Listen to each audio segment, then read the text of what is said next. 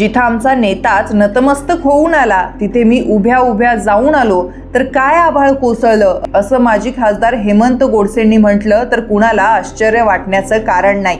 विषय आहे देशभरात गाजत असलेल्या वासनांद अशोक खरातच्या दरबाराचा। 1, 2, 3 नव्ह तर शेकडो महिलांच्या शरीराशी खेळणारा खरात नुकताच वासनांद होता असं नाही तर तो विकृतही होता। महिलांसोबतचे त्याचे जे काही व्हिडिओ व्हायरल झाले ते पाहून अनेकांची तळपायाची आग मस्तकात गेली। खरातनं 1-2 दिवस नाही तर 2 वर्षाहून अधिक काळ आपल्या लीला सुरू ठेवल्या। एक वासनांद इतकी वर्ष महिलांच्या अब्रूशी खेळतो तरी त्याची भणक कुणाला लागत कशी नाही हेच मात्र कालपर्यंत गूढ होतं। उपमुख्यमंत्री एकनाथ शिंदे, दीपक केसरकर, विखे पाटील असे सारेच या खरातच्या दरबाराची पायधूळ झाडत असतील तर खरात आपलं काळं साम्राज्य उभं करणार नाही तर काय करणार? महिला आयोगाच्या अध्यक्षा राहिलेल्या रुपाली चाकणकरांचा तर पॅटर्नच वेगळा होता। त्या तर खरातच्या घरगुती कार्यक्रमातही हिरिरीनं सहभागी व्हायच्या म्हणे।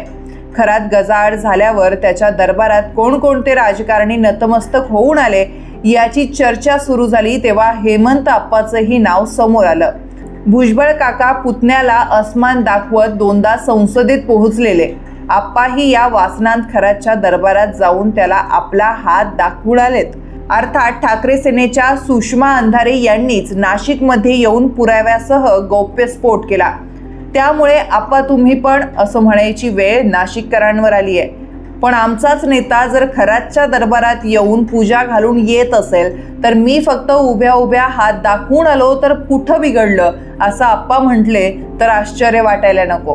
बरं, आप्पा तर गेलेच गेले पण सिन्नरच्या तालुक्यातलं एक वजनदार नाव म्हणून ओळखल्या जाणाऱ्या सांगळे कुटुंबातले उदय सांगळे यांनीही खरातच्या दरबारात जाऊन हजेरी लावली असावी अशी शंका घडण्यास जागा आहे। कारण अंधारे यांनी खरात सोबतचा फोटो जे काही दाखवलंय त्यात सांगळे हेही दिसतात।